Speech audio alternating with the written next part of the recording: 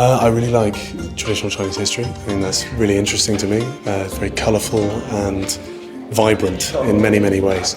And it really appealed to me because I hadn't seen a game like that before. So yeah, really enjoyed it. The exhibition was incredible. I actually wasn't expecting it to be so detailed in so many ways. Like, we had sculptures everywhere, which is something I'd never seen in a gaming exhibition before. Seeing Sun Wukong in full form was something that I really, really wasn't expecting. But yeah, it was fantastic. It was really good.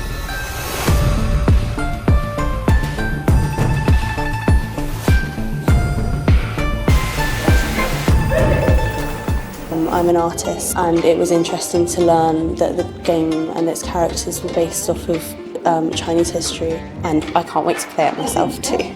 It's nice to be able to then take my time and be able to maybe compare it to other concept art books that I have and take it into my own studio and let it influence my own art practice.